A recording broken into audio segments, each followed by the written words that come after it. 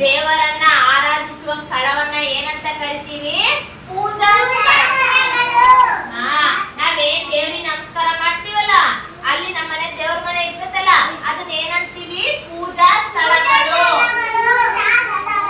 ಹೌದಾ? ದೇವ್ರ ಮನೆಗೆ ಯಾವ್ಯಾವ ಫೋಟೋ ಇಟ್ಟಿರ್ತೀರಿ ನೀವು ಪೂಜೆ ಮಾಡಕ? ಆಂಜನೇಯ ಇಟ್ಟಾರ. ನೀವು ಅಮ್ಮ ವಿರ್ಬೋದ್ ದೇವ್ರ ಇಟ್ಟಾರಂತವ್ರು. ನಮ್ಮನೆ ಗಣೇಶ ಫೋಟೋ ಐತೆ. ನಿಮ್ ಮನೆಗೆ ಯಾವ್ದೈತೆ?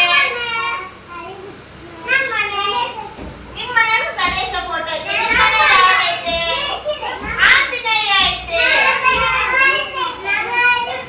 ಅವ್ರ ಮನೆ ಕುರಾನ್ ಐತೆ. ಯಾಕಂದ್ರೆ ಅವರು ಕಲಂದರ್ ಮುಸ್ಲಿಂ ಅಲ್ಲ, ಅವ್ರೆಲ್ಲ ನಮಾಜ್ ಮಾಡ್ತಾರ ಅಲ್ಲಪ್ಪ.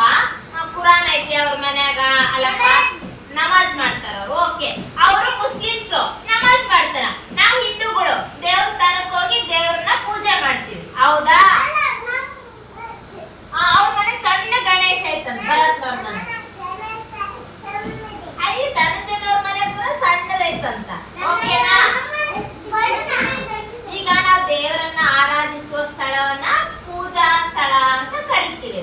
ಹೌದಾ? ನಾವ್ ಹಿಂದೂಗಳೆಲ್ಲ ಗುಡಿಗೆ ಹೋಗ್ತೀವಿ, ನಮಸ್ಕಾರ ಮಾಡ್ತೀವಿ, ದೇವರಿಗೆ ಬೇಡ್ಕೊಂತೀವಿ, ಒಳ್ಳೇದ್ ಮಾಡಪ್ಪ, ವಿದ್ಯಾ ಬುದ್ಧಿ ಕೊಡಪ್ಪ ಅಂತ.